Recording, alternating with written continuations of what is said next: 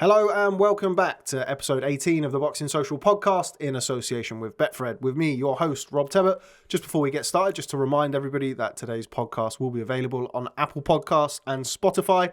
Please don't forget to like, comment and subscribe.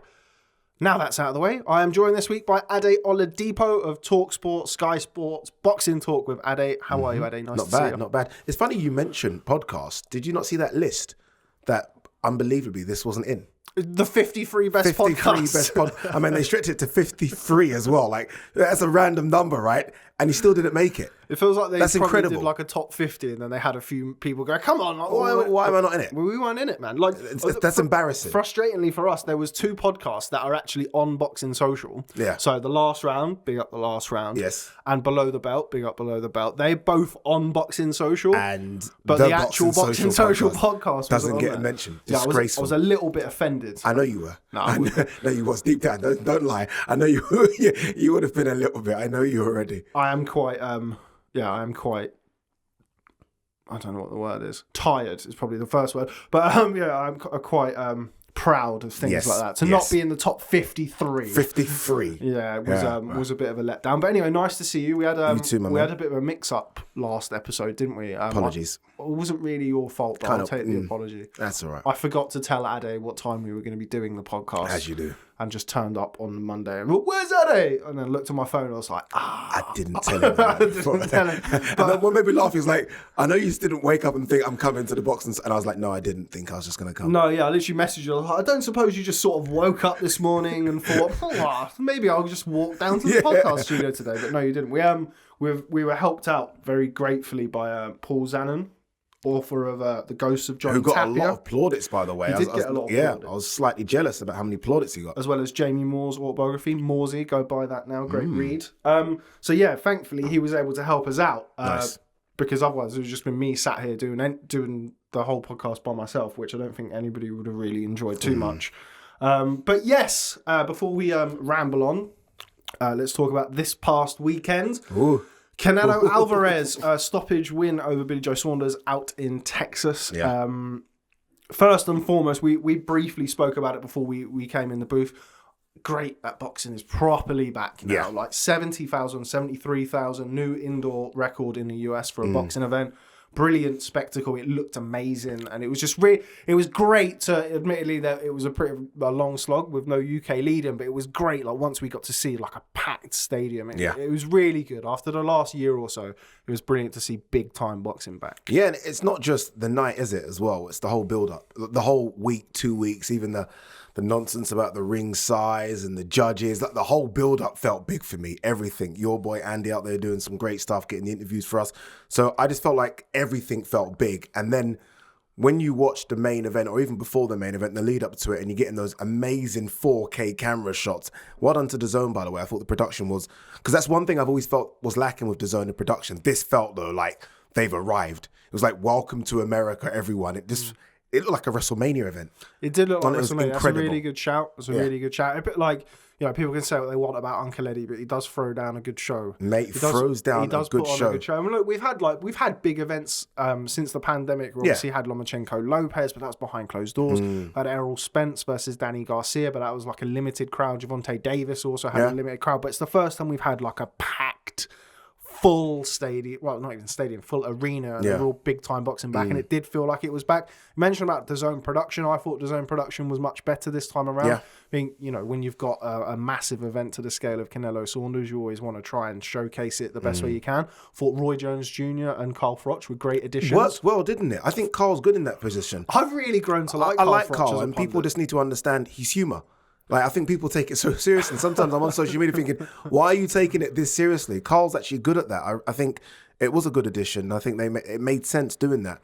And I actually think DAZN, look, I'm not going to compare the two in terms of what they are, but I think Triller's production on the Roy Jones Mike Tyson event was good. And I think everyone's had to up the ante a bit. And I think everyone has now because of that. I think their other events are awful, but I thought Triller's, honestly, production on that one made everyone say, okay, we need to kind of move on a little bit here now. Yeah, that was good. Going into the Jake Paul Ben Askren, I think that was a little bit Wild West. But you're obviously dealing with kind of different demographics, even though they're both kind of new age and streaming platforms and what have you. I think DAZN is a little bit more serious than Triller. With the greatest deal of respect to Triller, they're obviously doing their thing with a different audience and what have you, which we'll come on to speak about later. But yeah, no, I thought DAZN looked really, really good. Yeah. Was it 5,000 at the weigh-in as well? Yeah, there was a lot of people there at the weigh-in, which is it's always a good indicator of a fight. 100%. A nice packed out weigh-in. Not a fan of the ceremonial weigh-in, so I have to say I'm not a fan of like them. The fighters weighing in the morning. I know it's the UFC. It's safer for the fighters. It's the UFC thing. Yeah, they weigh in the morning, make the weight, and then. But I don't really like fighters getting on the scales with shoes on and drinking a drink and wearing a hat and stuff like that. Because something about that tension of two guys like on the weight, looking at each other and going from there. I always like that spectacle, But yeah, I think the whole week did feel like a really big fight. You had all the fun and games as soon as they got there. I think Eddie landed into a war zone when he arrived with all of the ring talk, and Billy Joe's going to go home, and it was crazy. He had Fury there winding everybody up and shouting, added to it though, didn't calling it? Everybody a dosser. Added to it. It just was perfect. And for all those big ring events, I remember growing up, and I'm obsessed for some reason with looking at who's ringside. And that almost gives me an indication as to how big an event is as well. Do we see any Hollywood stars ringside, all the latest boxers ringside? And that literally had everything. Everyone was there. And for some reason, I always feel like that's an indication as to how big an event is as well, when people are willing to pay 5, 10, 15 grand to be ringside, and everyone was there. Yeah, it was a great event. A shout out to DAZN and Matchroom. Well done. It was brilliant to see. Anyway, right now, moving on to the main event, Canelo Alvarez stoppage win after 8 rounds. What did you make of the fight? Your overall impressions? It's difficult because there were rounds that I was giving Billy Joe. But it was weird. I was giving Billy Joe rounds in that fight, but I knew he wouldn't get the rounds. Does that make sense? I was like, oh, Billy Joe's won that round. But scoring him as the away fighter. Yes, I was like, he's not going to get that round. I felt he done well in the first couple of rounds, but I almost felt like Canelo was letting him do well. Honestly, I've watched it back 3 times now, and I hope this doesn't come across as disrespectful. Canelo's barely getting out of second gear in that fight. He's almost like, okay, I felt your left, not bad. Yeah, you've landed a couple of thick jabs, not bad. I am going to run through you like a knife through hot butter. Like nothing was phasing Canelo. He's starting to put the body work in early. He's the way he lands those body shots, he disguises it so well. You don't know if it's going to come as an uppercut or a hook, and then he goes straight to the body. And he was just putting them in the bank. And yes, Billy Joe was winning those rounds on the scorecards, but psychologically, Canelo's knowing that I've won that round mentally because I know what I'm doing here, and your legs are going to start to slow down. You're supposed to be the boxer of the two. Let's have a little bit of a boxing match. And I think Canelo just looked supreme. Billy Joe had some success. He's an unbeaten 2-weight world champion. But there were levels in that ring. And I know people are going to say, yeah, but at the time of the stoppage, it was 4 apiece or 5-3, whatever you want it. Doesn't matter for me because I knew eventually, and I like to go to that phrase about the tool bag. Canelo was just about to open the tool bag and show Billy Joe things that he's never seen before. And I just thought that that's a guy that's been fighting at a high level, a high lick, GGG, Jacobs, Callum Smith before that. That's a guy that's been doing that. And this is a guy in Billy Joe who hasn't. And it tells on the big stage. It tells. He's walking into an arena, 73,000. Yes, Canelo's never fought at that amount before, but he's had this all before. These big events don't faze him. I mean, this guy now, he's built like a machine. Mentally, everything he does in the ring. I'm watching Canelo, sorry to go on here, because I'm so impressed with him. I'm watching him. I'm actually trying to watch him for faults. What does he do wrong as opposed to what he does well, because he does so many things well. There's not much he does wrong anymore. I mean, I'm going to find it difficult for anyone at 160, 168 to trouble him just because his IQ is off the Richter scale.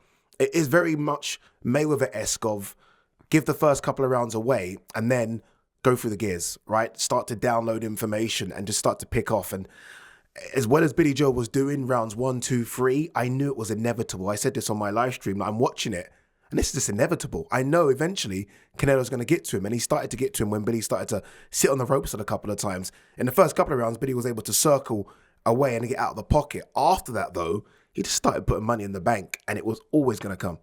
Yeah, I think, again, we briefly mentioned this before we came in, that I feel like Canelo has now mastered the art of being a 12-round fighter. You can win 1 round, 2 round, 3 rounds. You can win. I mean, I was at the Sergei Kovalev fight. I actually had Kovalev ahead at the time of the stoppage. But it's similar to what you've said there. There's an air of inevitability about what was going to happen. And I feel like Canelo is now mastered the art of making his opponents work without doing too much. He gets that front foot out. He's bending at the waist. He's giving you different looks, giving you the head, pulling away, and he's just maneuvering you around the ring. How well does he parry shots as well, by the way?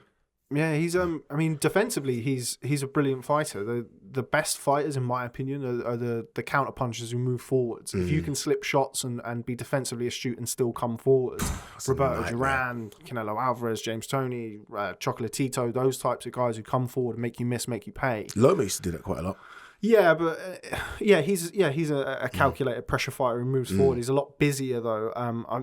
Guys who can make you work without really doing much. We saw that from Canelo against Callum Smith at times as well, where he's forcing the action, but he's not very active. He's not very busy.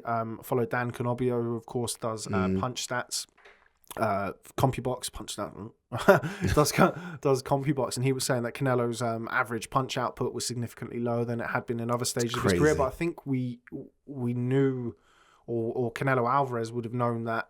It was going to take a couple of rounds to settle Billy Joe Saunders down.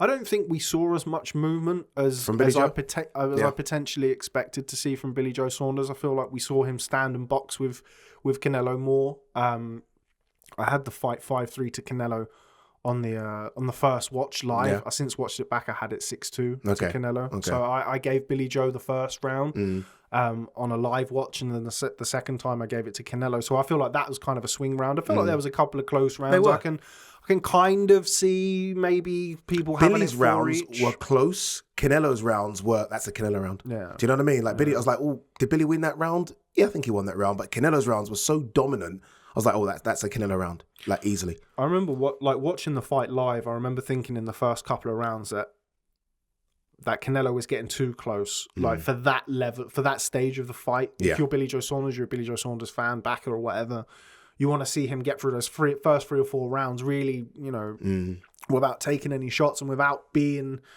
forced to work unnecessarily and be smarter and picking your shots. But whether or not that's because Billy Joe Saunders doesn't have the legs that he had at 160 and at 168 anymore, I think that probably has something to do with it. I don't think 168 is his best weight.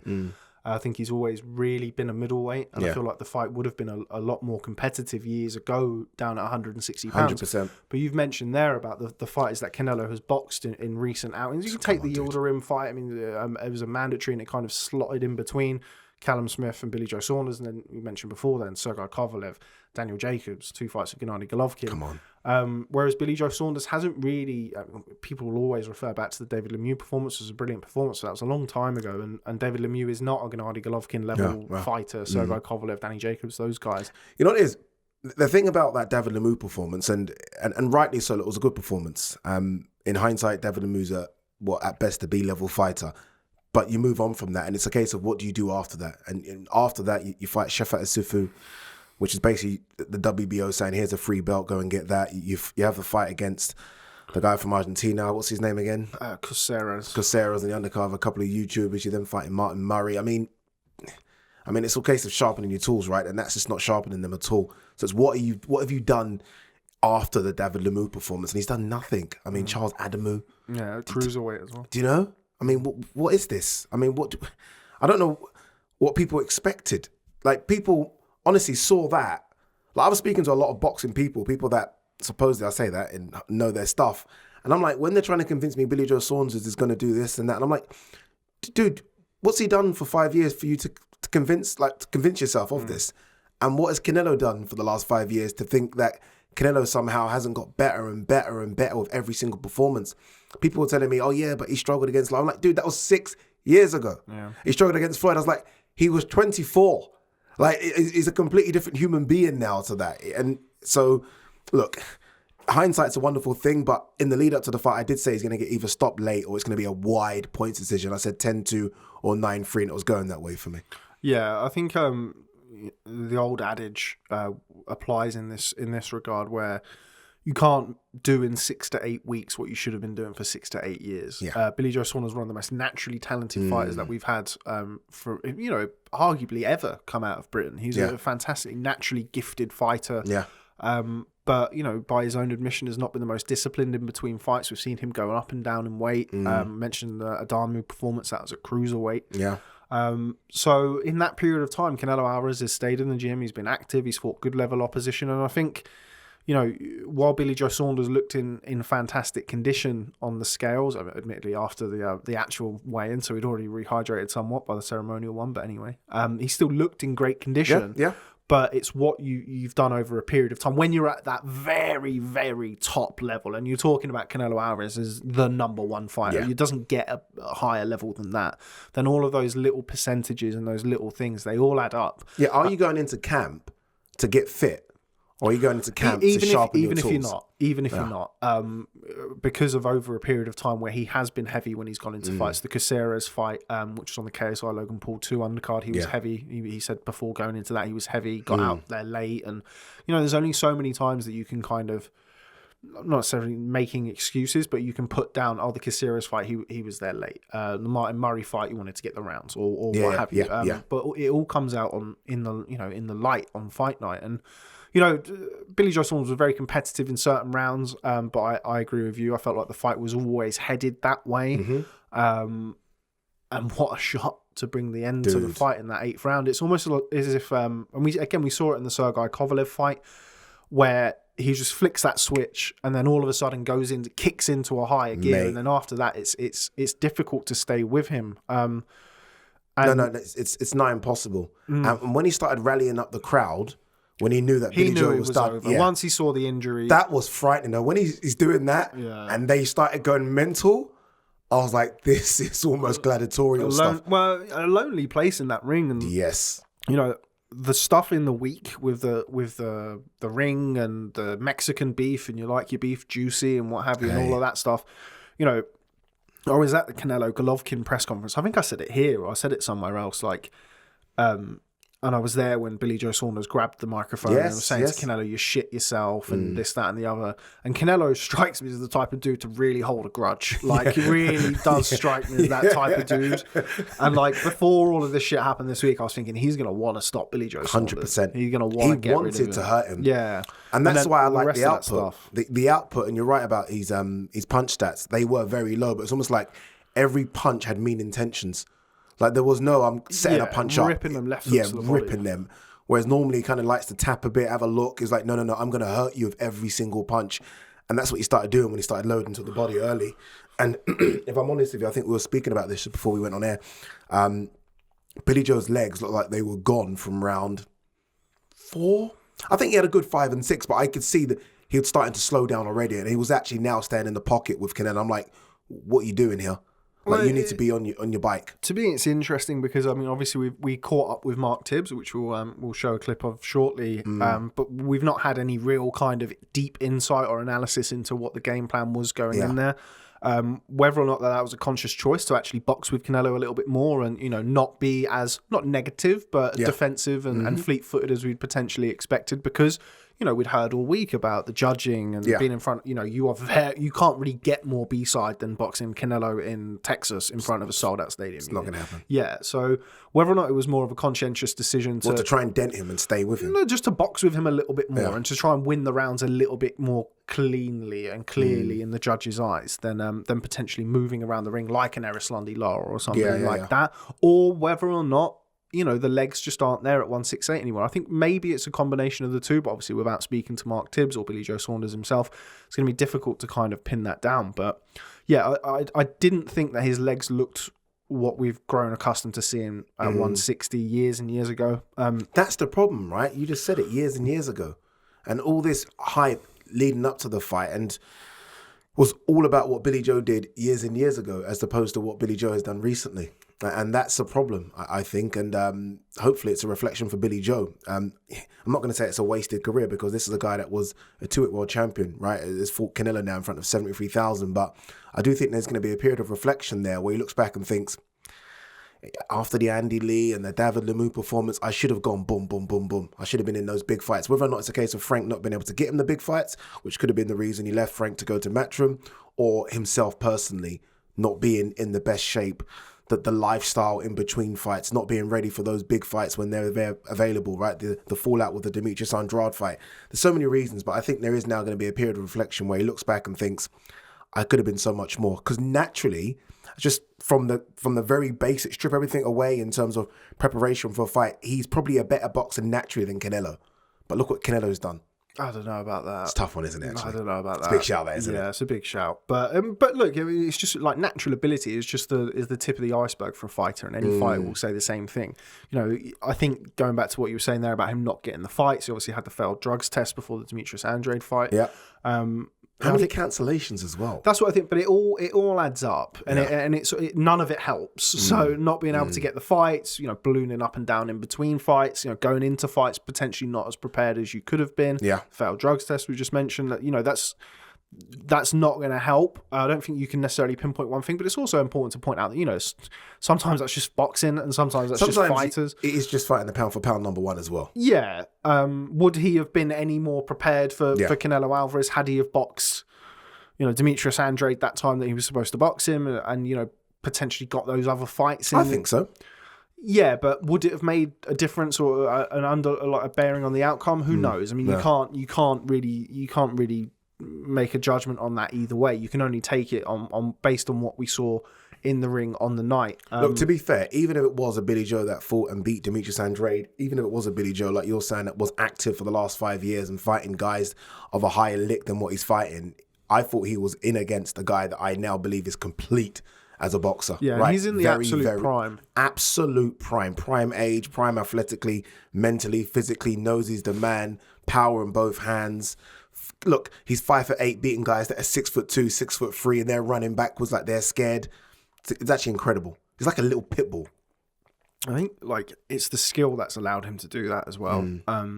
The speed, not necessarily of hand or feet. He's not particularly fast-footed at all. Is he? But he's thinking steps and steps ahead. And again, goes back to kind of what we were saying about pacing the fight, knowing it's a 12-round fight. Yeah. If you lose a couple of rounds, but you force Billy Joe Saunders to work, then that's fine. Because eventually, in Canelo's eyes, and what we saw is he will get to him. And that's what we saw in the Kovalev fight. It's amazing. Ability to turn it up. I feel like Canelo was more respectful of the threat of Callum Smith. Yeah. I feel like the size and punching power of Callum Smith kept Canelo. I think Canelo was kind of content to go the rounds and just win every round. I feel like the last few rounds of the fight, Callum took his licks, but he stayed in there to try and survive. Whereas Canelo, I think, was, I don't want to say wary by that point in the fight because the fight was already in the bag, but you know, the way that you're going to lose to a Callum Smith is getting caught by that catch and counter left hook. Which is obviously why I give him a dead arm. I punched his arm. But against Billy Joe Saunders, I don't think he had that same kind of threat, or he necessarily felt the physical threat. And I feel like what we saw at the weekend was just him biding his time and just eventually waiting. And you know, that 9th round could have been a real bad round for Billy Joe Saunders. I think it was quite clear as soon as we saw the swelling immediately, and you could see the injury. And I think it was absolutely the right decision to pull Billy Joe Saunders out because that 9th round, that fight was only going one way. You know, I don't disagree with the decision to pull him out. Look, it makes absolute sense, right? I mean, you've spoken to people that have obviously confirmed the injury, and it's a bad injury, right? Or was it 4 fractures or something along those lines? Yeah. So I don't like disagree with the decision, but let's be very blunt on this as well. Billy Joe in the lead up to that fight, like most people say, right, I'm willing to die in the ring and all that kind of shit talk that boxers need to stop doing. The criticism of when Daniel Dubois took the knee and what he said about Daniel Dubois, which, look, you know, again, there are receipts for these things. That's the problem with social media nowadays, right? There are receipts. That's all going to come back on him. It's all going to come, right? And the way in which he kind of handled himself to the American public and how they think about him as well. I've seen trainers have been like, well, no, he quit there. And if Billy Joe handled himself in a certain way in the lead up to the fight, I don't think they'll be saying those things. But the way in which he handled himself, it's like everyone now is looking back at footage of Billy Joe saying, I will never quit in a ring. I will never do this. I will never do that. And they're like, well, 1 second. That happened. Yeah, I mean, you kind of make a rod for your own back when you kind of portray yourself or market yourself as the villain. Yeah. You know, the good versus bad, and you know he played the role of the villain in the build up to the fight fantastically well. It was a great the first face off when he's wearing, I think it's a Versace robe and the boxing boots, and love it. Beef. But I loved all of it. We're used to it. The American people are like, what is this? But You've been disrespectful to our king. I think we had something very similar with Dave Allen. I had Dave Allen on the day after Joshua Ruiz won, saying, I would never quit. You'd have to carry me out of the ring. And, I think 6 weeks later, he got pounded into submission by David Price. So, fighters are always going to say these things. I think a lot of it sometimes is machismo and bravado.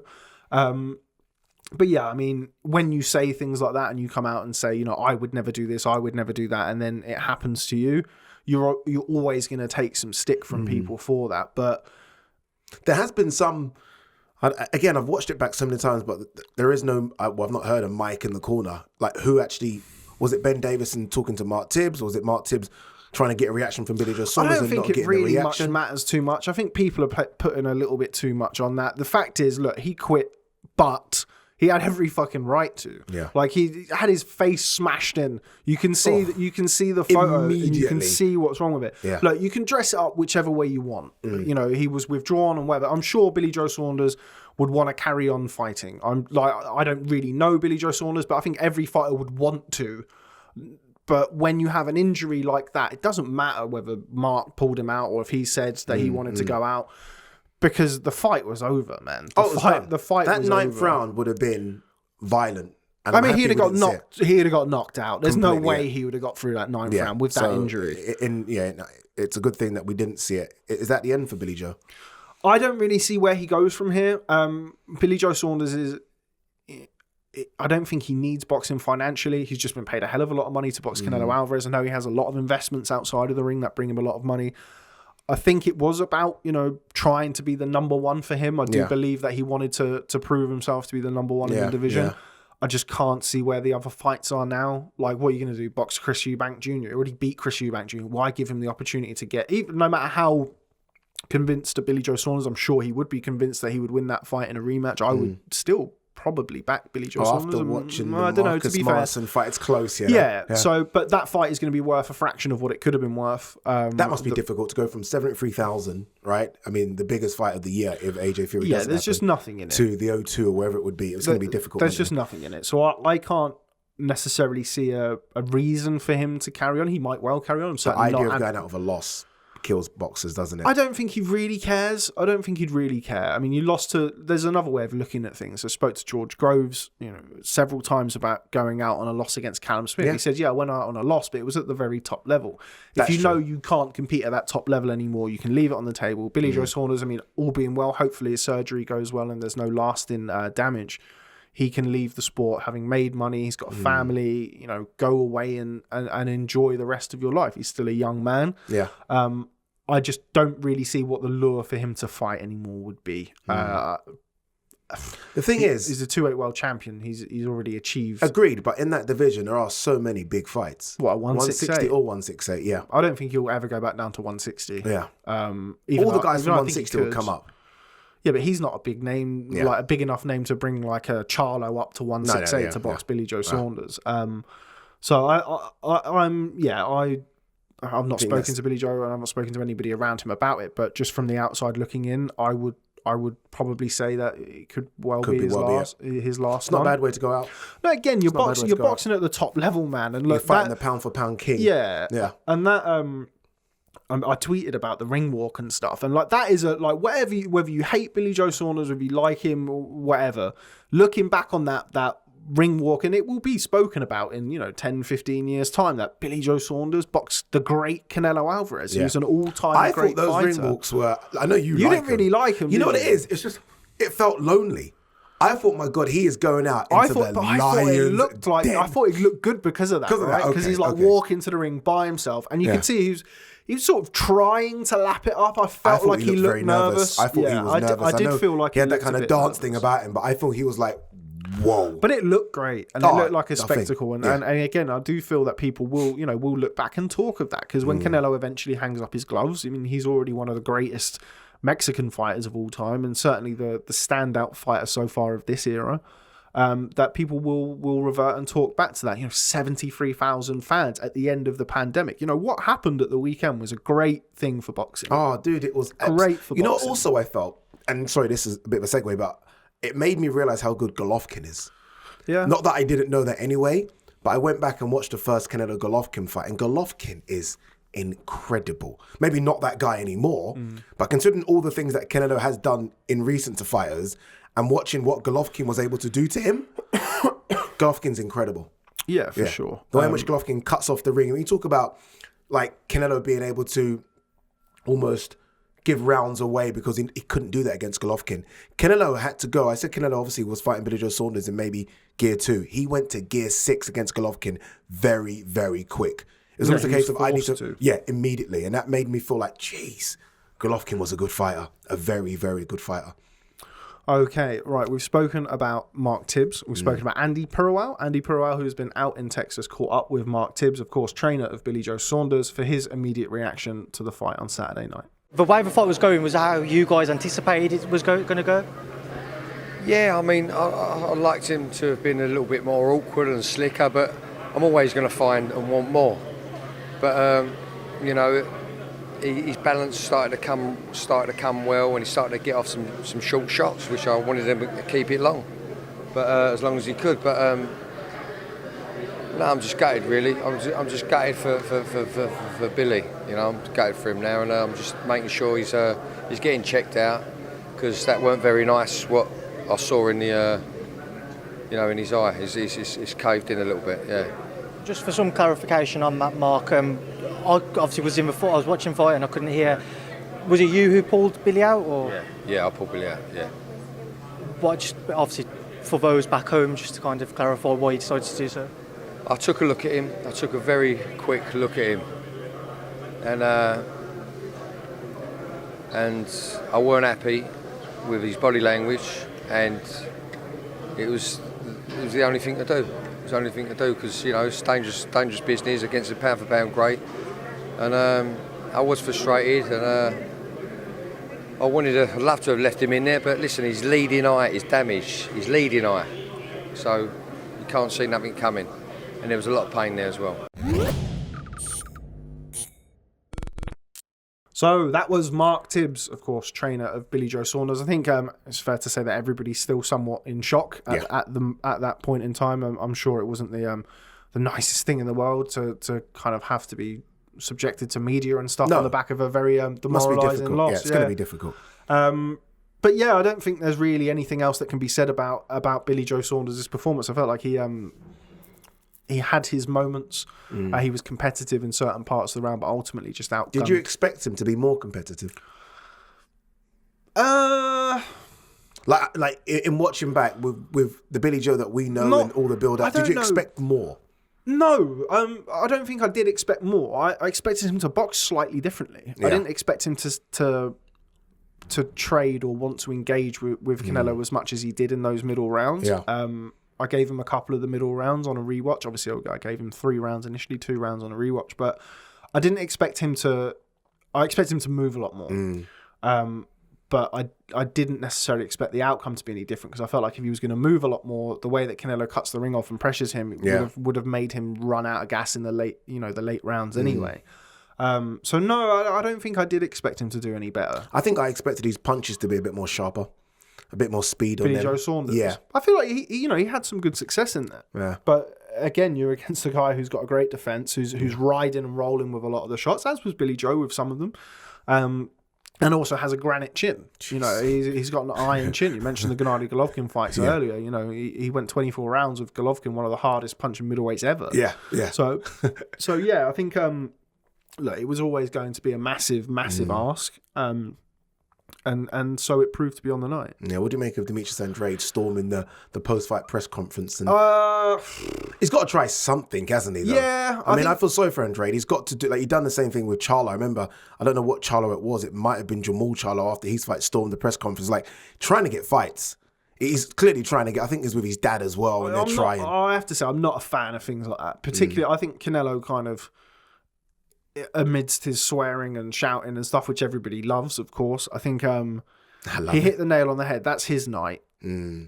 Shut up! Like this is Canelo's night. He's won. That's how you get the fight. So let's not forget when Mosley got in the ring with Floyd, and Floyd was like, "This is my night." It works. It's not the first time, and it's not going to be the last time. But you know, do I think that that's going to lead to a fight for Demetrius Andrade against Canelo Alvarez? Not really. No. he could have boxed Jamal Charlo years and years ago, didn't.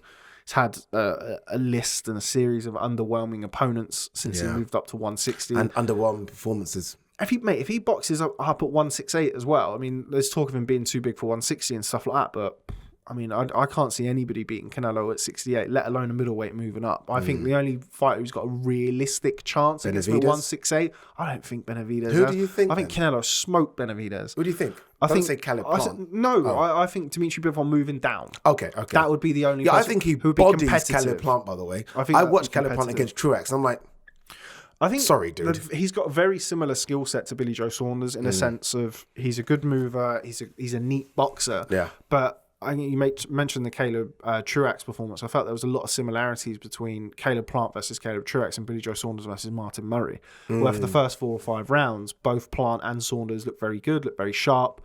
Admittedly, against opponents who, with the greatest respect to Truex and Murray, are nowhere near Canelo Alvarez's level. Yeah. And then after 4 or 5 rounds, they kind of settled into the sparring kind of take it easy and coast through the rounds and just get the rounds in. I hate that attitude, by the way.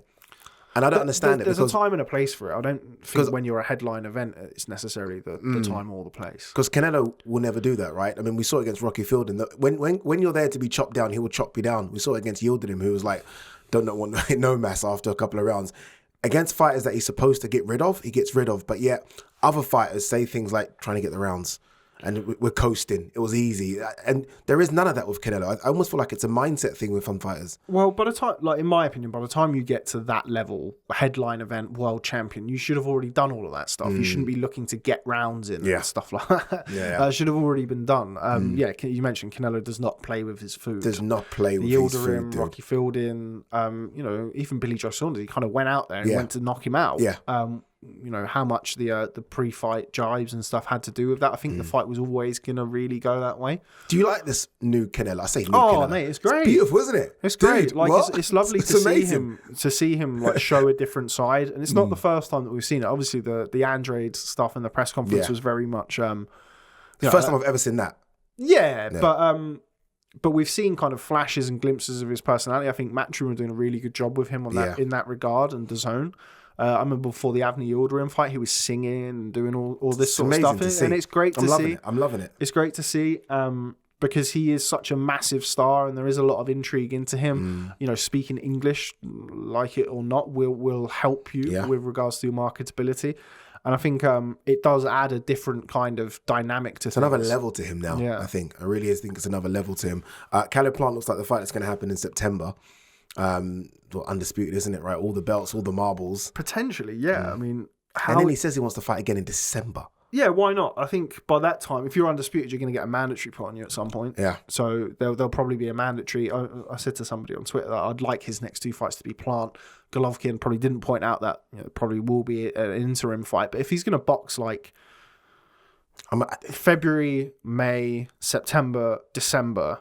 then, if he's going to come back and maybe box next February or maybe he waits for, depends on who he boxes in December.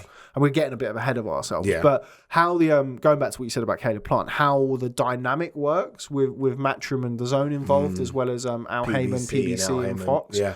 I can't imagine Caleb Plant is going to box on DAZN. He's pulling in massive Canelo numbers. Fighting on PBC. Why not? It's a huge platform. Just because of... Yeah, but he's not tied there. He's not tied, I know, but I mean, after that show on the weekend, they're not going to want their next fight to be like you build from that, don't you? Yeah, of course. It will come down to money. Who can offer the most money for the fight? Yeah. Canelo is now a free agent. I know he's spoken very openly about wanting to work with Eddie Hearn and Matchroom and really enjoying working with Eddie Hearn and Matchroom. And you look at the show this past weekend, you look at Avni Yildirim and Canelo versus Callum Smith, and you can see why. Yeah. There was no J Balvin. And that's great stuff, honestly. This past weekend, which really frustrated the thoughts of Oscar De La Hoya. Because it really does look good. Like, he called him a bitch or something, didn't he, before the fight? I said, no, he didn't say, like, you talk shit, but I have to back you and Mexicans and stuff, which is a bit of a weird kind of good luck from Oscar De La Hoya. But I think not to veer off, but I think they're going over to Triller. I think they're taking Golden Boy over to Triller, which I think everybody's kind of seen come in. I don't think the DAZN Golden Boy relationship following the Canelo Alvarez lawsuits, particularly on good footing. But going back to Caleb Plant, look, if the money is there, like there's nothing to stop Matchroom being involved in a co-promotion with PBC on Fox. But if you're Caleb Plant, and also you have to think about it from a network perspective. Have they done anything with PBC Matchroom? I don't think they have, you know. Not a co-promoted event. I'm sure somebody will pop up in the comments and say, well, here's a PBC fighter. That's true. Yeah, that's a good show. Andy Ruiz. Yep. But going back to kind of the Caleb Plant fight, I think if you're Fox, you've invested however much in Caleb Plant and building him, and he's doing big numbers as well. By the way. It's not to say that, you know, he's like, don't be wrong, Canelo Alvarez is the gravy train and he's the money fighter, but Caleb Plant, I'm assuming, he's been paying very well for those events, and he's becoming a big name in American boxing, and you know, over here we have the small mentality, the small British mentality sometimes. But, you know, to be pulling in, I think there are like 2 million views on 2 million viewers on a Fox show in his last fight against Caleb Truex. You know, imagine what cross promotion that you can do on Fox as well with Caleb Plant versus Canelo Alvarez. It would be massive. But I can't see Canelo's next fight not having Matchroom involved. It will. I think Matchroom will be involved somewhere along the line. So it's just whether or not that fight goes to DAZN or PBC, or I'm sure DAZN would love to make Gennady Golovkin versus Canelo Alvarez in a trilogy. By all accounts, Golovkin is going to box Ryota Murata in December. I don't want to see Golovkin versus Canelo in a trilogy. I really don't. Well, I need to see how he looks against Murata. He looks okay against Zeramata, but I still have that Derevanchenko image in my head of him nearly getting stopped, and I'm like, I don't want to see it. It looks completely different, by the way, physically. Golovkin. Yeah, he looked, but he looked good against Zeramita. It was obviously it's a European level fighter. But he like Canelo does what he needs to do against those B-level fighters. He just gets rid of them. It's like, what are you in here with me for? Vannes Martirosyan as well. Gets rid. Yeah, which is good. You don't want to see, you know, those get dragged on. Particularly it's like 4 or 5 in the morning. Just get on with it. Just knock him out so I can go to bed. But yeah, I think I'd make Canelo a sizable favourite against Caleb Plant. I don't think there's much between Caleb Plant and Billy Joe Saunders. There isn't, no. I think they're both similar fighters with a similar skill set to trouble him, but I just think, apart from maybe, and look, I don't know what Caleb Plant gets to outside the ring, but when I do see him in between fights, it looks like he's always in good shape.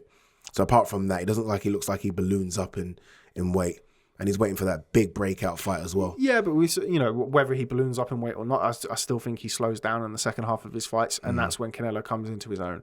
Andre Ward, I think, made a comment a few years ago. The fight starts in the 6th round, like the real fight starts in the 6th round. Oh, I love that. I love that. You get the pleasantries out of the way. You know. That's such a good way of looking at it, right? Especially at championship fights. And we've seen that from Canelo. We've seen him not get rushed, and we've seen him not kind of, not worry about losing rounds, whether or not that's because all-time great now. Oh yeah, for sure. Yeah, for sure.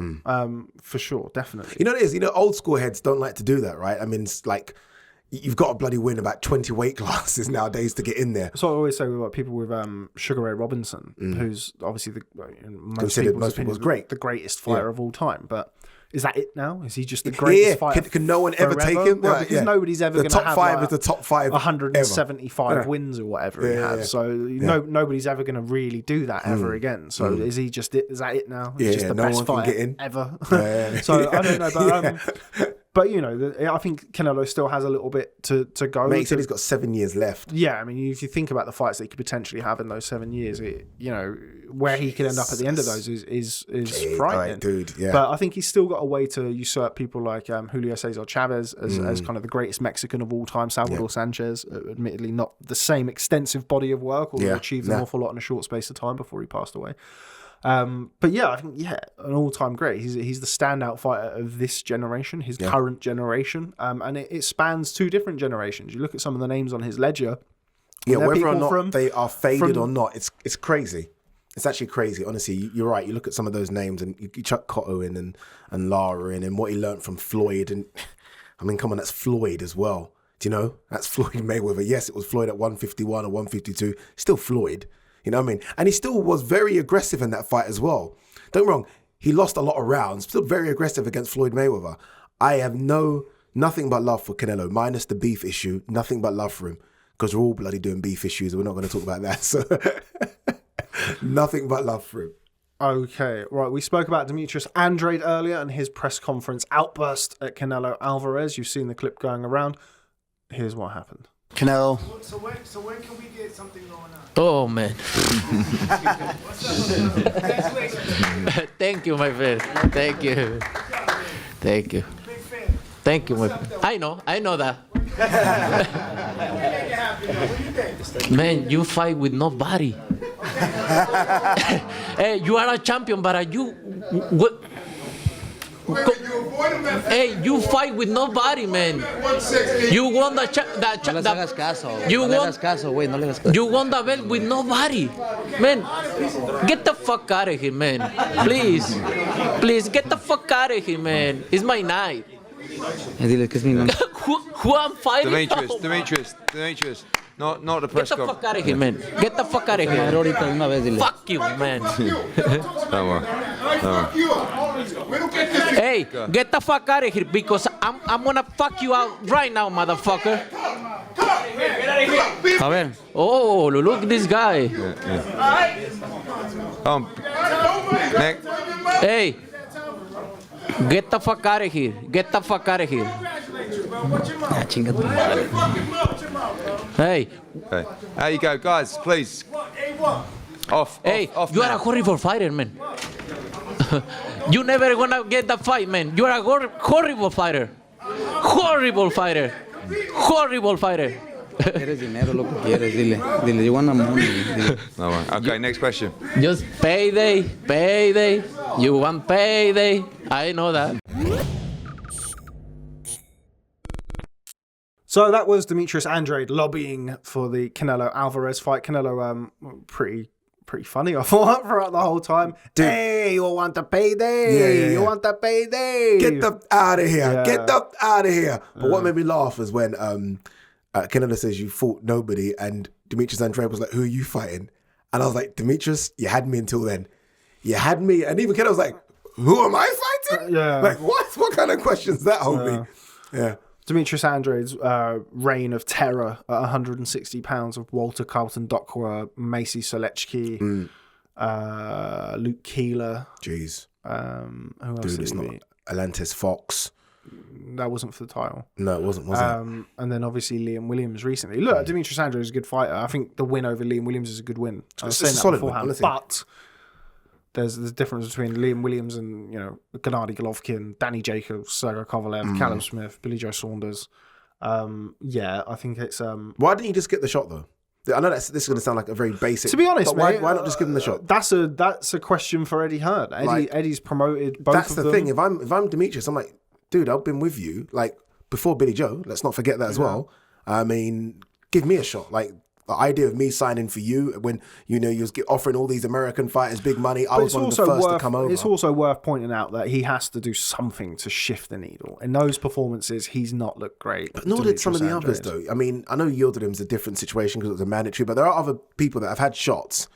Give him one of the, like, if it's supposed to be easy, look at when Liam Smith got the shot. I know Liam Smith had a top, Rocky Fielding. Why can't he have a shot? If they're getting shots, why can't he have a shot against Canelo? Yeah, it's a fair point. You've had those 168 pounders under the Matchroom Boxing banner who have not got the Canelo fight. He can only fight one guy at a time as well, which is also worth pointing out. And Demetrius Andrade didn't get a shot, but Jamal Charlo's not got a shot either. There's a lot of guys out there who want to fight Canelo Alvarez, and for one reason or another, not everybody can. Demetrius Andrade, when he knocked Luke Keeler down in the first 10 seconds of their fight, if he blew him out in 2-3 rounds after that, then he can jump on the mic and shout and scream about Canelo. When he knocked Liam Williams down. Exactly. Like, finish him. The really first round of the Liam Williams fight was torrid for Liam Williams. If he blows him out in 2 or 3 rounds, then you can grab the mic and call for Canelo Alvarez. No, that part I agree with. Because I think Canelo even said, you're a terrible fighter. And horrible, man. You're horrible fighter. And he's actually saying, like, really, he really, it really means that shit. He's a horrible fighter. And to be fair, he's not wrong. I love Andrade, but sometimes I'm watching it, I'm like, oh, dude, what are you doing right now? Yeah. Some of the performances have been pretty horrible. They have been, you've got to be honest, but I still would like to see him get a crack because others are getting shots. And again, I mean, you mentioned the other 168 pounders that haven't had a shot. They're not signed with Matchroom Boxing. He is. Give him something. You know, give him an opportunity. Well, he's now down at 160 as well. I'm sure he'd move up to 168 for the Canelo fight, obviously. But yeah, I mean, he doesn't have anything to offer. That's the problem. He doesn't have a title. Belt. There's nothing there. Nobody cares about Demetrius Andrade with the greatest of respect. Yeah. Like, you know, Dude, I think he's 33 now as well, you know. And he's a tricky, awkward fight. Yeah.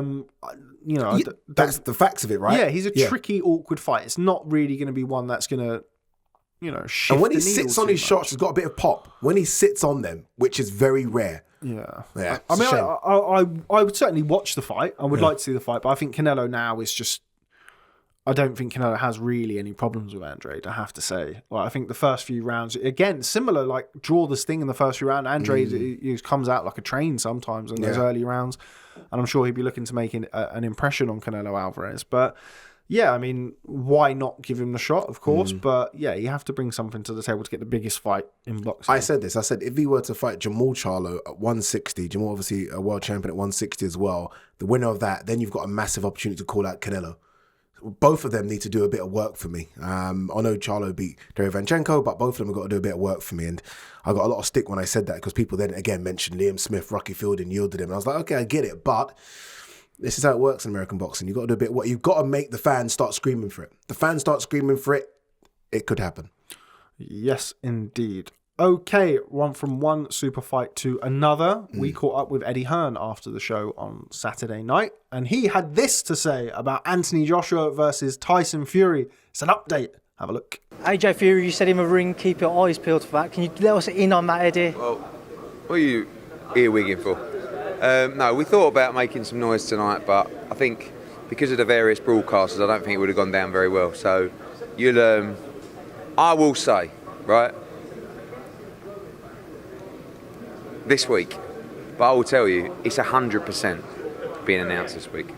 This is 100% done. Yes, I've said that a few times, but I'm going one better than that. By our Manchester show. Oh fucking hell! I put myself on. You've committed to now, Eddie. I think I'm safe to say that. Yeah. We had a good meeting with the governing bodies where we confirmed our position to them for the fight. So I'm not going to say too much, but yeah. So that was Eddie Hearn, who said 100% we will get an announcement this week. AJ versus Fury the date that's knocking about is August the 14th in Saudi Arabia. It looks like it's happening. Dude, it's happening. It's happening. You're taking it 100%. I'm taking it as 100%. I've gone, in the last couple of months from 100... Gone as low as 35, what a random number. I don't know where 35 came from. I was like, I'm 35% sure this fight happens now. Now, I'm 100%. I actually thought something was going to be announced on Sunday, on the early hours of Sunday morning. I don't know why. I thought, where's AJ? I thought, if AJ's in America, then how epic would it be if they both get in the ring in front of everyone, 73,000 on the zone and do something? But that was obviously my little WWE kid in me. It wasn't going to happen, but this fight goes down. All British heavyweight title fight announced in the middle of the night when all the Brits are asleep, yeah? That's why you don't work in promotion, Yeah. Also interesting to see, because we don't know where the fight's going to be as well. As in, like, no, I'm not talking about location, I'm talking about broadcast. Okay. So I'd assume in America the fight's going to be ESPN pay-per-view. This is the issue. And I would assume over in the UK it's going to be Sky Sports box office. So and BT Sports. Yeah. I'm not sure. If they would have announced it. Well, they didn't. DAZN, I guess, are taking the global rights. DAZN will take the global rights. Yeah, you would think. So yeah, look, I mean, it's difficult because we've heard it so much, and we've heard it next week, the week after, 6 to 10 days, a week, whatever. But you said, Rob, when I was last on the podcast, I think you openly said these fights are difficult to make. Yeah, of course. They take ages to make. I think the problem is Eddie Hearn is drip feeding us information which annoys people. Yeah. If he were just to keep stum and then announce the fight, I think we would all be like, this fight's happening. It's the little bits of information he gives us. And then you got people like Bob Arum saying, I've not heard from Eddie Hearn for a couple of weeks. Then you got Frank saying it ain't happening. I'm like, can you all get on board and try and make this bloody fight? It's not just Eddie Hearn making it. It should be all of you collectively trying to make it. Yeah, it's just one of those things. It's all fun and games. I think Bob Arum, by all accounts, Bob Arum and Frank Warren were giving Edward a nice kick up the arse to try and get him to get on with it. But as you say, and as we've said in the past, these fights do not happen overnight. Everybody has to be taken care of. If the fight is announced this week, it's a massive, massive thing for boxing. Dude. we sat here a few weeks ago. I'm sure people will be reminding me in the comments, and I didn't think the fight would happen. Not this year, not with the pandemic, with the amount of deals, the amount of that goes into a deal of that magnitude. Yeah. I didn't think the fight would necessarily happen next. But it was something that was going to happen towards more the end of the year. Which I think, by the way, ideally, whoever's behind the fight in terms of putting the money on the table would like it to happen. But it's obviously Tyson Fury being out of the ring for X amount of time, and would he have an interim fight, blah, blah, blah. Yeah. Yeah, I think this is the latest date it could happen without it being moved to start of next year, December. Well, we've heard throughout the course of the kind of the to and fro and the negotiations, the public negotiations, we've heard April, May, June, July, and now August. Yeah. So August the 14th. So it has been pushed You later still and don't later. believe. You still don't it's believe. not that at all. If there's two ways of thinking of it. I can say I don't think the fight's going to happen, but if the fight happens, I'm going to be and as I'm saying now, very whoever's made that deal, if it's Eddie Hearn, Well done. Yeah, if you've made that deal in the middle of the pandemic, you've got Fury on side, you've got AJ on side, you've sorted the networks out, you've sorted the location out in the middle of a pandemic, and you deserve a fucking massive pat on the back. Yeah. Me saying that I didn't think the fight would happen, or people who are No, because realistically, you're right. It shouldn't happen. That's what it is. It shouldn't happen. Yeah, You yeah. shouldn't be able to do a deal of this magnitude In a with the way pandemic. the world is at the minute. You shouldn't be able to do that. So if Eddie can pull this one off, then he deserves everything. massive credit for it. Because again, it's anybody having their kind of their doubts and stuff, considering the fight was announced in fucking June of last year, I think everybody's got, it was well within their rights to be a little bit, yeah, of course. a little. I'm so tired. I can't remember. I've loads of words flying out of my head. Being a little bit, wary, apprehensive. something like that, of the fight happening, because everything that we've seen in the last year, it's always delays and this, and then we've heard, as you say, Frank Warren, Bob Arum say, the fight can't be made now. We had John Fury. They're getting nowhere, Andy.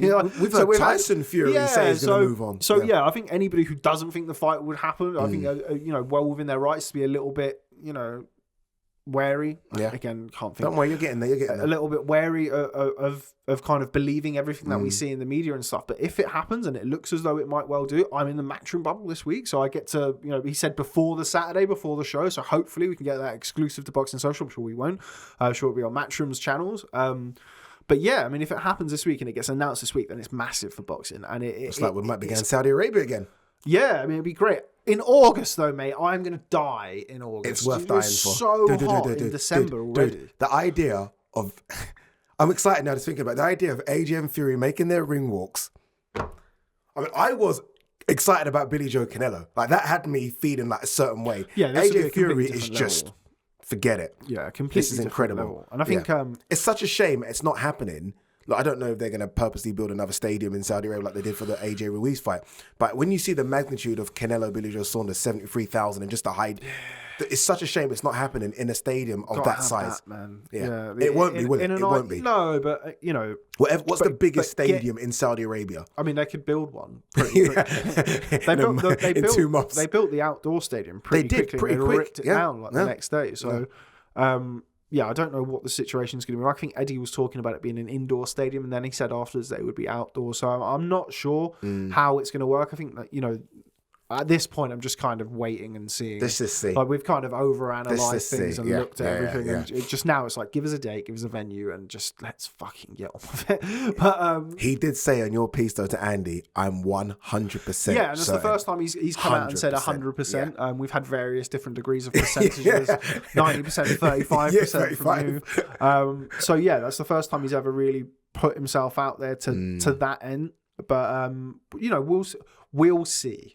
All we can do is wait and see. But I'm super excited for it because, again, off the back of the Canelo Billy Joe Saunders, to go onto this now, boxing's winning. It would be great though if it was. I'm not trying to piss on anything, but it would be great if it was in a stadium like we saw the other night, wouldn't it? Obviously for whatever reason, it would be incredible if they can get the fight on August the 14th. It doesn't matter if they fight in a car park. I don't really give a shit. No, but it would be great for all of that. What you got? It looked so good on Saturday night. It looked so incredible. Good. And the idea of those two making the ring walks and the fireworks going off and the pyrotech. We're not going to get any of that. Let's be honest. Who's going to walk to the ring first? Is it Joshua Fury or Fury Joshua? What would you have it? Is it Joshua Fury or Fury Joshua? Fury Joshua. Yeah? Yeah, I think it is. I value the don't know why. The WBC Don't title. know why. But there's something about when I think of sort of the heavyweight greats, I just picture them with the WBC belt and the ring. I don't think belts really mean shit, I have to say. I'm gonna go. Who's the bigger commercial Joshua entity? Easily, by the way. It's not even. They should flip a coin for it. It should get to that where they just flip a coin. Oh, they won't. Right. They should. I don't know if Joshua got the type of mentality where he will insist on coming out second. No idea, mate. I don't know him. Fury will 110% insist on coming out second. I don't think he'll give a shit, really, either way. Like, he boxed Wilder as the B-side. He boxed Klitschko as the B-side. He boxed Wilder as the B-side for the rematch in the fight that he'd won. He won the first fight. And he boxed him as a B-side in the rematch. What about Eddie saying they could come together to the ring? I'm like, that's stupid. I don't want to see that. I don't want to see that. Like, the ring walk's great, man. Like, it's part of the whole bloody drama of it. Yeah. You know, the song choice, everything. Particularly if it's in Saudi Arabia and we don't have to wait up until stupid o'clock. Mate, if it's in Saudi Arabia, the ring walk was about 10 meters. Do you remember that? It was nothing. It was good though. Dude, the whole event What did you was think the atmosphere was like? Because a lot of people will be watching this and go, "Oh, Saudi Arabia, there's not going to be any atmosphere there." I thought the atmosphere was good. Great atmosphere. I mean, obviously there was a lot of locals, but there was a lot of Brits as well there. You know, yeah. I mean, Brits that I think live out and work in and around the Middle East. The undercard wasn't like banging for the atmosphere and stuff, but I think like once the main event come around, the main event was pretty lively. It was awesome. It was awesome. So anything like that again, and they'll probably give us a concert again as well, which we didn't go to last time. Oh yeah, there was like Chris Brown, Akon, Chris Brown, Usher, shit like that. Not your partner. No, I don't really mind. But mate, if I've got time to go to a concert during fight week, I'm not doing my fucking job. Then you are not doing your job. Mate, do you know what I would do to Andy if I saw him like Canelo Saunders fight week and he's at like a Akon concert on a Thursday night, mate? He'd never be allowed back. Yeah, but yeah, hopefully we get an announcement this week, Joshua versus Fury, and then we can start building towards the fight, man. I mean, fight of that magnitude gets my juices going from a professional point of view. Like, doing stuff around that fight would be so fun. Dude, considering we are in a pandemic, and look, I cover a lot of sports, and you know, football's like bloody here, right? In terms of finances and muscle and all that, and boxing really isn't like that. I think boxing's recovered so well during the pandemic to be able to put on some of the shows it's put on. Like, we've had, apart from, in terms of the super fights I want to see, apart from Spence Crawford, I feel like I'm getting a lot of what I want to see. Yeah, I think people are now going to come out of the pandemic and realise that, you know, people are going to lose. People are going to lose. Potentially not. But people are going to lose or have lost portions of their careers, have lost earnings. You see it right down at the I don't want to say the bottom of the sport, but like people who are being forced to take fights that they potentially wouldn't have pre-COVID. You know, talking about prospects and people like that. But the same applies to kind of the champions as well. They would have lost out on earnings. People would have forgotten their name. Yeah. And, you know, hopefully these fights can get made quicker. Bivol Beterbiev's another fight that I think that we could potentially see this year, which would be fantastic. Or certainly, dude, they look like two weight classes apart. Yeah, right. Or certainly Joe Smith versus Ade Beterbiev.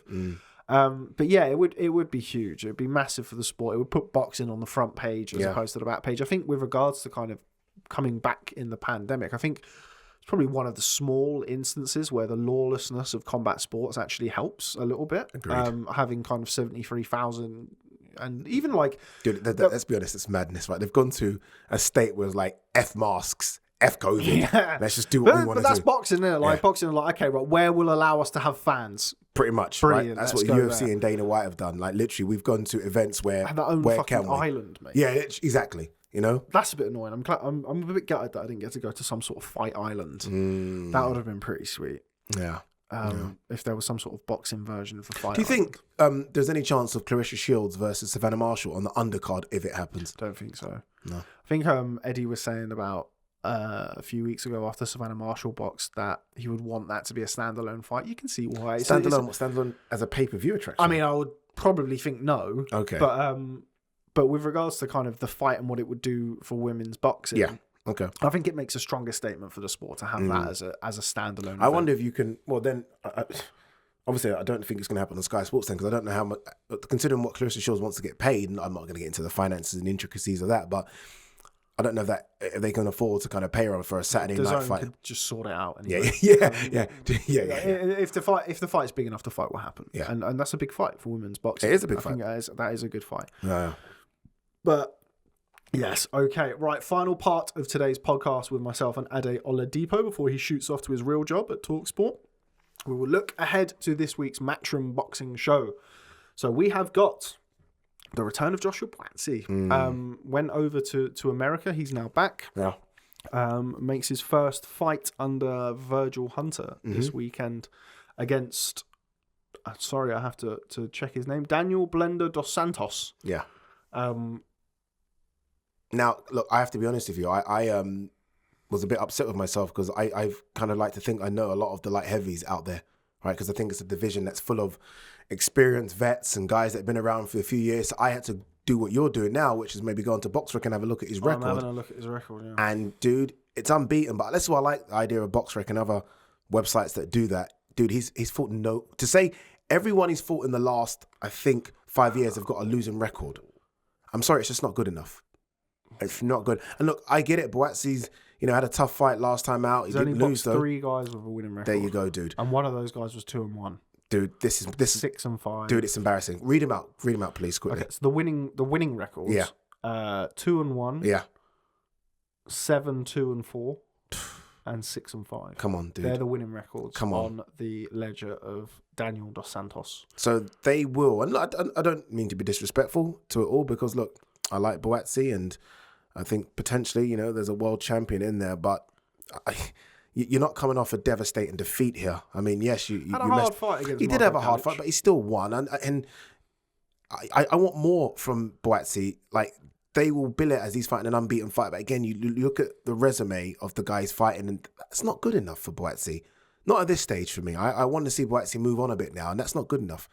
I mean, you have to look at last weekend when Craig Richards boxed Dimitri Bivol. If you'd have said a couple of years ago that Craig Richards would be boxing for the WBA title before Joshua Buatsi, nobody would have ever believed that. Craig Richards, by the way, did very, very well in that fight. I spoke to him after, actually, and look, it's funny because obviously he attacked me a bit because I said he was going to get destroyed, like most people. And he's like, "Oh, you're one of those people that said," and I was like, "Well, 1 second, Craig. Even you were a bit tentative, I could see." And then you realised, 1 minute, it's not that. I'm actually in this fight. I'm doing well. And for Craig Richards to be fighting Dimitri Bivol, for the likes of Callum Johnson to have that fight against Beterbiev, yes, I know it was almost a case of he was going there as a complete underdog and as a challenger. But for Buatsi, who's ranked a lot higher in most people's eyes than those guys, to be fighting this kid, no. Yeah, it's a tough one because coming off the back of the Kalic fight, and that was a poor performance from Joshua Buatsi. It was. Kalic was a lot better than I think people thought, though. Yeah, but still, I think we expected better. Yeah, and that's a measure of how high. Wasn't he out for like sort of 16 months before the Kalic fight? Yeah, and so having a hard fight there, and then coming back in against somebody who's you're taking 7-8 months out to come back against this level of opponent. We want to see him get on with it. Yeah, and that's the thing. It's not it's not always a criticism. I had Josh in the podcast before the Kalic fight, and I said to him, "Do you understand that it comes from a place of kind of people rating him so highly and the potential from him that we want to see him step up and get these better fights." I'm happy you said that. And these are not the fights for it. It's not necessarily, it is a criticism, but it comes from a good place. Yeah, of us wanting to see him step up. And you look at the light heavyweight division in the UK. Lyndon Arthur's got a great win. Callum Johnson's back and has performed well. Like there's fights to be made with those guys. Yeah. Craig Richards, he lost to Dimitri Bivol, but he gave a very good account of himself. Yeah. Anthony Yard's still around the mix. So Anthony Yard's had a couple of losses, but against decent level opponents. Sergei Kovalev and Lyndon Arthur are both better than anybody Joshua Buatsi has fought. And this is not to say Buatsi would do any better or worse than Anthony Yard did in those fights, but he's not had those fights yet. And I feel like he needs them now. And also, like when what are they scared of? I don't know that they're scared of anything. I don't think anybody. I mean, I don't know the ins and outs of the matching around him. I think it's fair to say that when you relocate and you go to a new coach in a new country, that it's understandable to not want to come back in and face like a real live dog, a real live opponent in your next fight. You want an opponent to kind of bed yourself back in, but.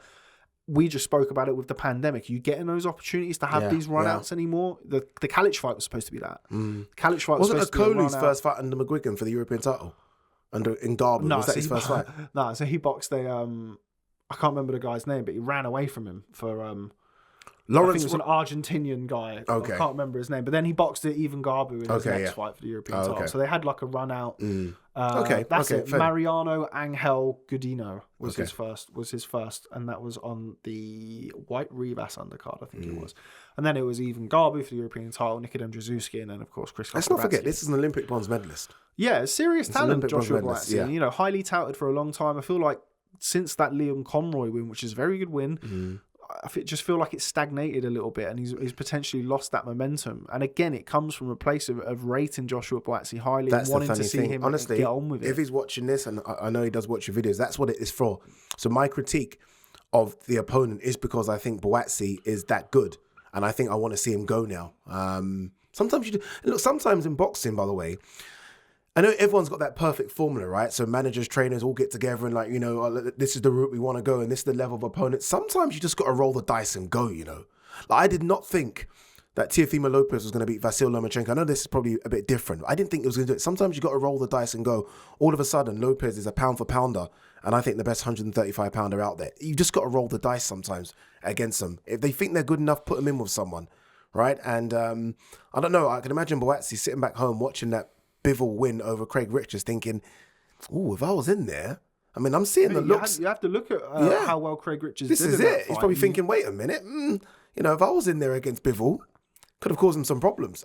That's the risk you got to take sometimes. Yeah, no, I completely agree, and I feel like it has to be a big fight next. I'm not talking about a big fight. It doesn't need to be a world title fight next. No, but how fucking long have we been note. hearing about like Sullivan Barrera and Blake Caparello? Obviously, Caparello, I think, lost I think domestic level in Australia not long ago. So that's kind of not a not a realistic fight. But somebody of that ilk, it has to be somebody like that. Someone like an Isaac Chilemba or something. Someone like a that. Jean Pascal, too big a risk. Yes, at this point you can't go from like. Don't be wrong. I think Buatsi could beat him, but you're right. You can't go from that to Kalic to Jean Pascal. Dos Santos to Jean Pascal. I don't think you can really make that jump. So look, you know, he's going to be boxed. He would have boxed last October, then in May. So he's really got to be out again. August. If he can get on this AJ Fury undercard, August 258 management, right? Yeah, get a fight on that undercard. I think that will serve him well. So that's Joshua Buatsi, who of course returns this weekend. Now, somebody else on the card, a lot of people are very excited about, myself included, is Dalton Smith. Boxes Lee Appleyard for the vacant English super lightweight title. That was a fight that was mooted for his, I think the Warrington Lara undercard was initially supposed to be on there. But yeah, a lot to like about Dalton Smith. Hear an awful lot of good things about him on the circuit. It was interesting to hear what Vidal Riley had to say about him as well. Obviously, them two coming up together. Yeah. For the GB squads and things, and I think even Vidal Riley rates him so highly and thinks he should be bigger than he is, right? We'll see what you can do. He's still very early in his career. What is he, 24? I think somewhere around there. Yeah. He's very young. But he's doing, you know, the things that he needs to do, that he should be doing. He's going around, he's getting good sparring. He was one of the main sparring partners for Luke Campbell before he boxed Ryan Garcia. Yeah. So he's getting that experience in the gyms. I think he looks good against Lee Appleyard. I think Lee Appleyard at this stage of his career is good matchmaking.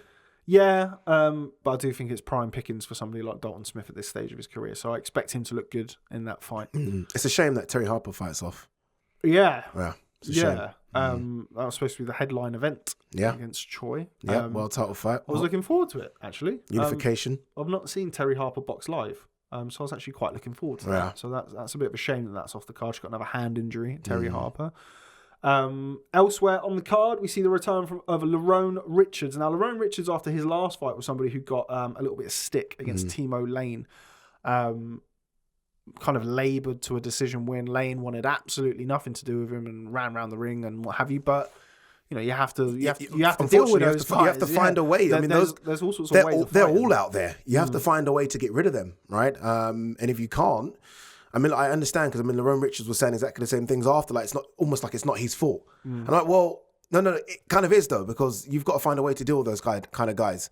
Unfortunately, whether it's being better prepared sparring wise or just being able to deal with them in the ring and make adjustments and cut off the ring and try different things, wasn't able to do it. Yeah, it's also, you know, he is that type of fighter. He's not a hunt you down sort of fighter. Dave Caldwell has spoken on numerous occasions, of course, is now training him about his, you know, wanting to speed him up, Get him to go through the gears a bit quicker and not labour like he did in that fight against Timo Lane. But having said that, he got the rounds under his belt, and now boxer Giovanni De Carolis. Some fighters are just not able to do this, by the way. Yeah, but that's just... Some fighters just don't have... And this is the funny thing, right? You get guys that are British level and you expect them to go to European and European to worlds, whatever. Some just hit the scene in that European level and can't do those things. Some just can't speed it up. Some can't go through the gears. Some just box and are okay at boxing at that level and good at boxing at that level. When you chuck them up, they just can't do it. They can't make the adjustments. If you can, you get to world level and you're that good. Not everyone can make European or world level. But it's nothing to say that, there's nothing to say that Larone Richards can't be world level if he can't pin down a fighter who's moving and stuff.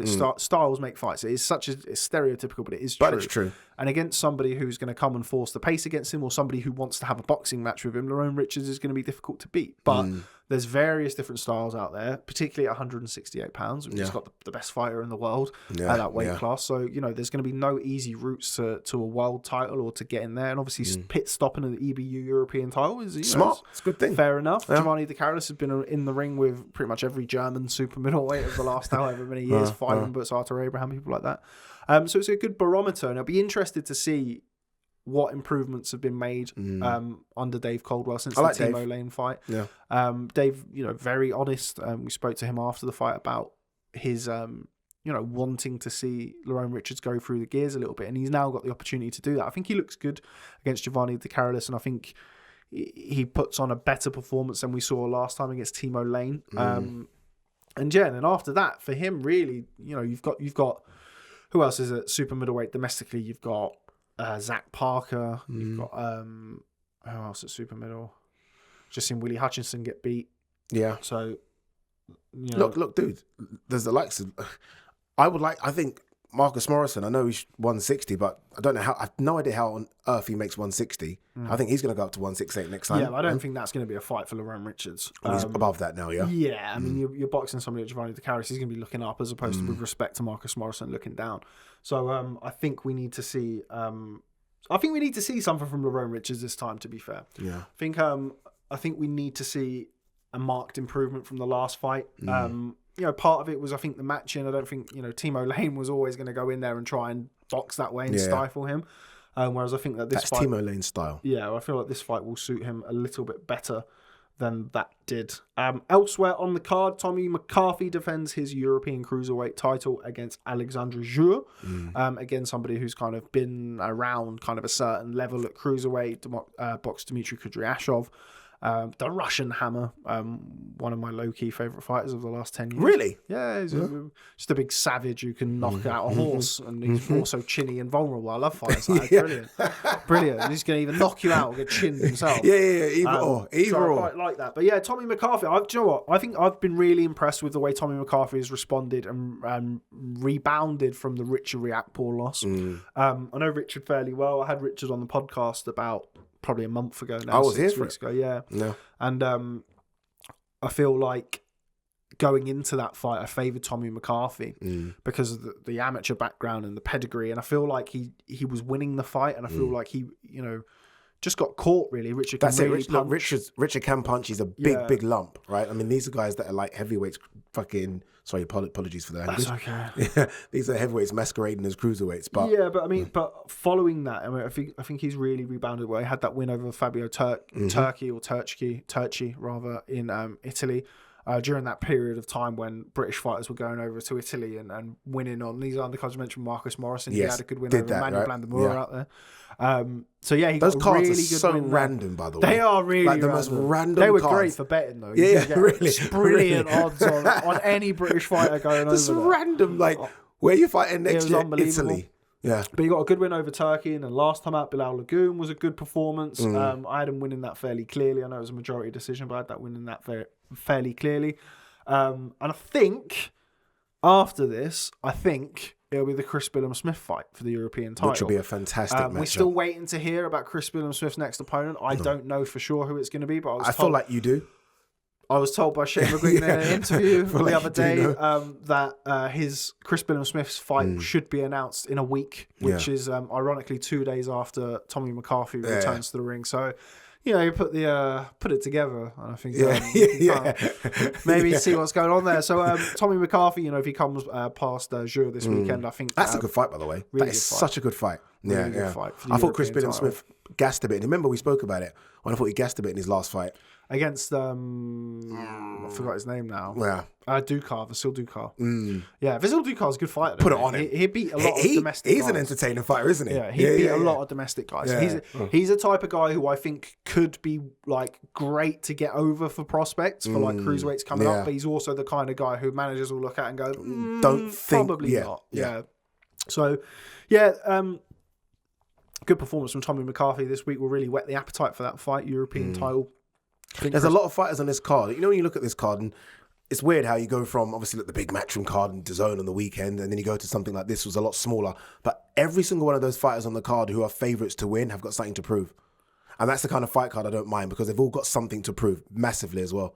Yeah, got Gamal Yafai returning, defending his EBU European Super. Did he not win that fight in Italy as well? Yeah, he did, didn't he? Yeah. That was. I think that was on like a Wednesday night. I can't remember. It was sort of random midweek boxing. I love midweek boxing. It's like a little. Can't beat it. Yeah. I don't know why boxing's only been sort of geared for Saturdays. When no, we can have fights throughout the week. Yeah, I remember Matchroom used to do like the next gen show sometimes on like Wednesday night. The fucking pandemic. Mate. Yeah. But you can swear on this. Mate, I've been swearing all day. Okay, cool. The only person who's going to tell you off is me. And I well, fuck it then. I don't get it. We still try and keep it a little bit. But Gamal Yafai against Jason Cunningham. Jason Cunningham, we know what to expect from him. He's awkward.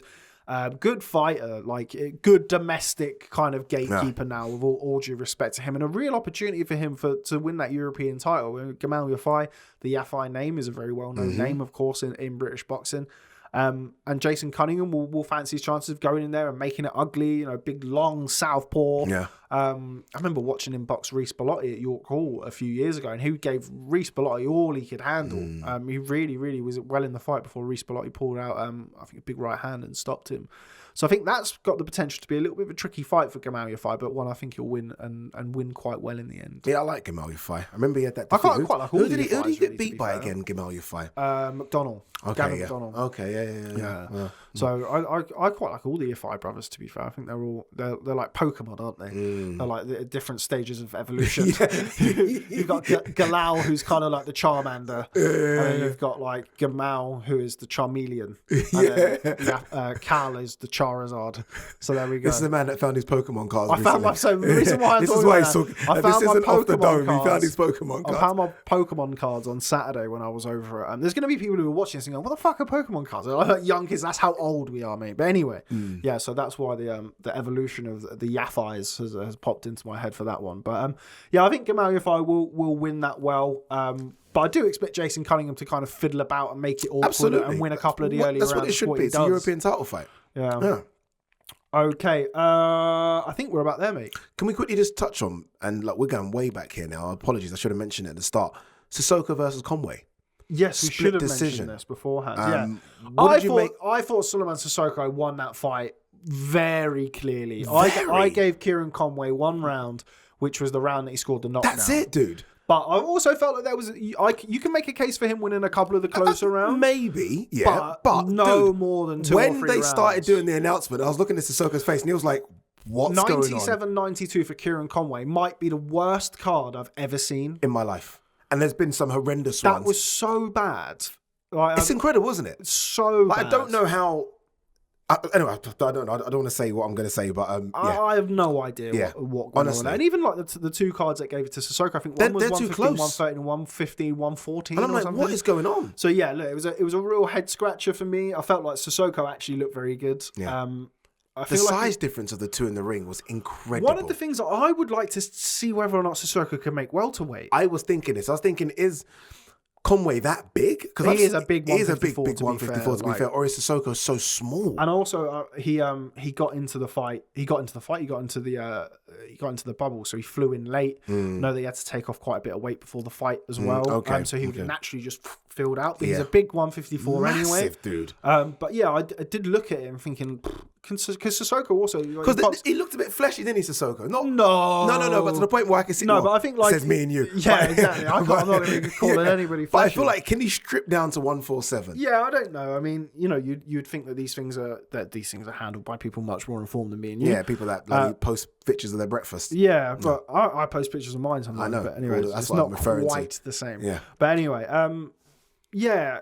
Because also, like, he lost to Danny Argulusanov in the Olympics, and Danny Argulusanov's on 147, and looking at them in the ring, and you do have to think about his, punching power, and you're moving up in the levels at 154. Oh, I don't think he's not got the punching power, Cissoca. By the way, I don't think he's got that, but he's so sharp. Very sharp. Very, beautiful very sharp. Jab to the body. So clean as well, isn't it? Yeah, his really work. good on his legs as well. I felt like good movement. I felt like he boxed very, very well. Bit of an interesting, strange knockdown. I didn't understand it at first, and I was like, was it a kind of it was an uppercut? I was like, I think it was a thumb. I think it was a thumb in the eye. So I haven't spoke to Suleiman Cissoca, but I spoke to one of his handlers, Will Harvey from AJ Boxing or 258 AJ Boxing, and he said that he got a thumb to the eye. That's what it was, wasn't it? But I mean, there was one thing that I think it should be discussed is why did Kieran Conway not stick it on him, dude? Stick it on him. Honestly, I know everyone hates that phrase, throw the kitchen sink it in, but you've lost every round as far as I'm concerned. Pretty much. Yeah. This is round 9 of a 10-round fight.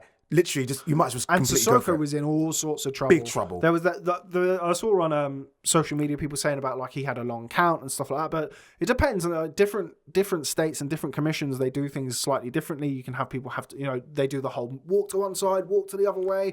They ask him a question. The referee like that, so gave him every different option. Yeah, the referee was like, "Are you okay?" But it's also, are you sure you're okay? But there's nothing to say that the exact same wouldn't have happened if it was Conway who was dropped. That just may be how it happened. Yeah, I don't think. And also, I don't think anybody can have any issues with the fucking officiating when he got a 97-92 scorecard. That came from is a lot more concerning to me than a slightly long count. You know what it is as well? Because Sissoko's won and we move on. No.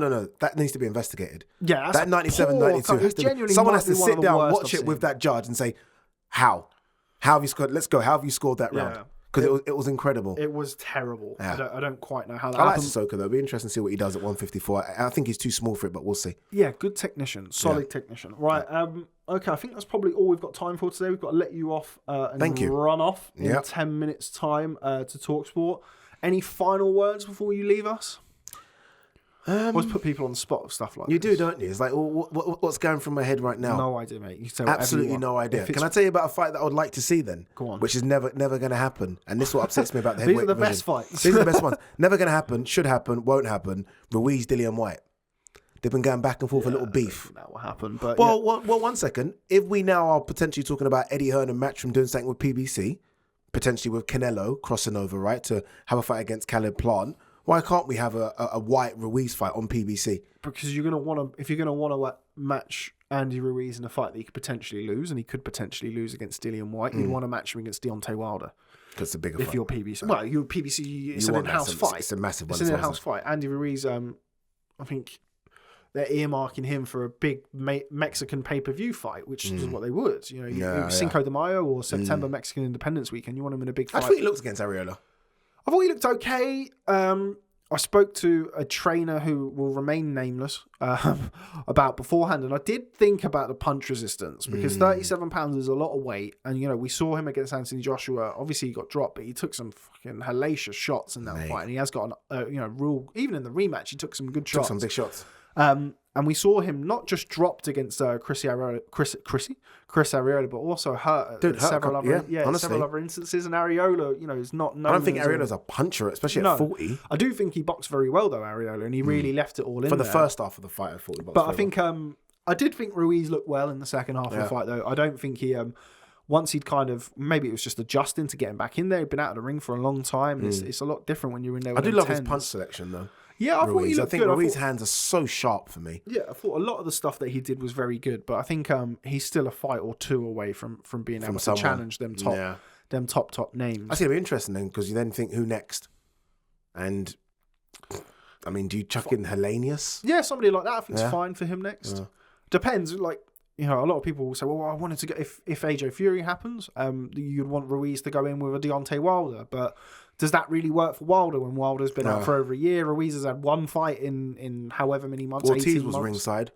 And they obviously kept them going to Ortiz. Andy Ruiz versus Luis Ortiz. I think Andy Ruiz would do a good job on Luis Ortiz. I have to say. You think so? I think it'll be a good little match. I don't think Luis Ortiz is what he's made out to be, mate. To be well, fair. not anymore anyway. No, maybe in the 80s. Oh, shut I just don't. Dude, I thought his first fight against Deontay Wilder, I thought he looked really good.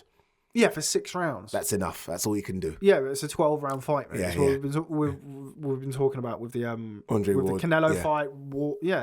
It's a 12-round fight, and he looked great for 7 rounds against Wilder in a rematch, and he got ironed out. Final question. I've got a final question for you. Mythical. Andre Ward 168, Canelo 168. Canelo. What? Yeah. How long have I got? How many minutes left have I got before I need to go? I need to go 11. How long we got? 8 minutes. Okay, you need to break that down. I saw it. You need to Somebody break that today down for put me. it up. Somebody 'Cause today put it up with go on. like Calzaghe, Jones, Tony, Collins, Ben, Eubank, Ward. Can't remember who else it was. Yeah. I think he beats all of them apart from Jones and Tony. So I think he beats. He doesn't beat Calzaghe. Why not? Because I think Calzaghe is just... when you talk about movement and speed of punches in and out of range, No, I think Calzaghe is just in and out of range. A good thing to This is good. This is very a good, good thing by to the way. point out here is that you also this is what I always like to caveat all pound for pound talk with and fantasy fight talk with. You are quibbling over 4 of the greatest fighters. At that weight class. We're talking. This is There 1A, 1B, 1C. There's no wrong answers here. Realistically, there's no wrong Because there's people going to be screaming at this, and you know what the fuck you're talking about. To be fair, I think the Ward Canelo fight would be very, very close. Dude, I think very. Ward naturally the bigger man, And a thinker. yeah, but and a thinker. So is Canelo. So yeah, I think I would edge towards Canelo in that fight. I have to say, but I think Roy Jones Jr. beats Canelo. Too and much I think movement. James Toney Too much beats movement. Canelo. But I think I would favour Canelo. I'd love to see Tony versus Canelo. That'd be such a super high level skill fight. It's super high level. Roy Jones is moving. Roy Jones at his peak. I think the movement's just going to be too much. I just don't think he gets It's to too him. much. You don't even get close to him. But Calzaghe Tony would- would stay there with him. But Calzaghe was not that type of fighter. He was, don't get me wrong, he had great movement and he was a busy southpaw and stuff, but the busier you are against the best counter puncher of a generation who can really punch as well at 168. It's one thing letting your hands go when you're boxing. Roy Jones was finished when Joe Calzaghe boxed him. Bernard Hopkins is difficult It's true. to say We're not that going to because he talk went about over Jeff Lacey. Obviously, yeah, that's okay. The different Jeff levels. Lacey fight was a great performance, but Canelo's wins over Callum Smith and Billy Joe Saunders were both very good wins as well. Were they on the same level as Jeff Lacey? Depends on how high you rated looked Jeff Lacey back then. What did he do since? Nothing. Right. All right, people can say, well, Calzaghe battered him and took everything out of him. Took his soul. Yeah, okay, you can say that, but what if he didn't, and what if he just wasn't that good? So but again, I don't think there's necessarily a when you're talking about, in my opinion, when you're talking about Jones, Tony, Ward, Calzaghe, that's the 4. That's the 4, and then I think just under that is Carl Froch, and then I think you've got your Nigel Benz, Chris Eubank, Steve Who are Collins. really 160 guys anyway. Yeah. So I think Froch was talking about Froch versus Canelo in the week, and I saw they were that, talking yeah. about that. I think Canelo would have beaten Carl Froch. I think Froch just give Canelo a few too many chances. Don't know whether or not Canelo would be able to stop Carl Froch because Froch is just a real tough man. But I think I'd edge towards Canelo winning a pretty wide decision in that fight. The Ward fight. Froch did say he would box him like he would box Abraham. I'm like, Canelo ain't Abraham. He's not Arthur Abraham. He's not. No disrespect. He's not. No. So the Ward Canelo fight I think it would be very, very interesting. Very good. I would side to Ward, but yeah. Yeah, again, I couldn't It's really, just I what couldn't really we're argue. doing, yeah. But I do think I would back Canelo. That's how Alvarez good against we Joe rate Calzaghe. Canelo though. Now I think Mikhail Kessler was the other was name the other on one there that as well. Oh, okay. I was And I going to think say. Canelo would have beaten Mikhail Kessler. Yeah, he would have beaten Mikhail Kessler. But for me, the only two that I could say would have definitely 100% would be Roy Jones and James Toney. Personally, It's a shame we never got to see Bernard Hopkins at 168 because I would have chucked him there as well. Bernard Hopkins at 160 would beat Canelo at 160. yeah, wish we it's started this difficult to earlier. argue that. Yeah. It's difficult to argue You're that. talking I about do the- feel like you're talking Canelo probably- is now in his prime at 168. 168, agreed. While admittedly not having the names down that he had at 160 to prove that. Gennady Golovkin, Danny Jacobs. Danny Jacobs. Decent, no, it's a decent name to have. Huh? Yeah, but decent. I don't know. I think we've gone way off topic here, but we've still got 4 minutes. Yeah. I think Danny Jacobs is now with the greatest of respect, a great story in boxing as opposed to a great to a great fighter. Yeah. He has that name value. But what he achieved after being diagnosed with cancer is unbelievable. Yeah. But I do feel like he's now become a great story as opposed to a great fighter. You don't have him as an A-level fighter? Not anymore. Personally, no. Okay. Who's his last fight against? Rosado. It was awful. Yeah, it was a terrible fight. It was awful. I've done my best to just rid it from my mind. Yeah, it was that bad. That was bad. Yeah. He also boxed Seletsky. That was a bad fight. So yeah, I don't really know what is going to happen with Danny Jacobs next. And he's out of contract at Matchroom. Can't see him staying there. What was he, 38, I think, as no, well? He's not that old. He's not that old. No, Can you double check? Okay, I'm going to say like, 36 then. No, I think he's younger than that. He's not younger than 36. Let's have a look. Come on. So, this is important stuff. It's important stuff, and we got 3 minutes. 34, mate. Jeez, I was way off. I went 38, and then He's I went 36. been around for a while. It feels like he's been around forever. Yeah. Remember he got stopped by... So since he's been at with Matchroom, so he had the Gennady Golovkin fight, which obviously he lost decision. Good fight. Arias decision, Seletsky decision, the Derevyanchenko decision.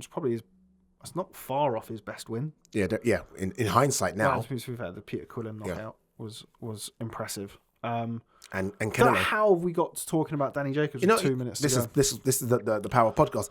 That's why if you're Demetrius Andrade and you see that and you say since he's been with Matchroom, this is what he's got: Golovkin, Derevyanchenko, Canelo, and Demetrius Andrade's got what? Honestly, it's those kind of things that must really pee him off as well. Yeah. All right. Well, anyway, we're going to end on the fact that you think Canelo will beat Andre Ward. Yeah, I think I would probably give the edge to Canelo in that fight. I have to say, but I certainly wouldn't be arguing with anybody who said Andre Ward. So if that's me sitting on the fence, I don't care. It's my podcast. Absolutely. Right. Okay, Ade Oladipo. Thanks very much for stopping by today. I'm glad that we managed to top man, bro. To secure you, and Thank you. We didn't have to draft in Paul Zannon, who, by the way, did a fantastic job, better than I do. So at last minute notice. But yes, thanks very much for stopping by today. Much appreciated, man. And thanks to you for watching the Boxing Social podcast, episode 18. Remember, still available to download on Apple Podcasts and Spotify. Please remember to like, comment, and subscribe, and we'll see you next time.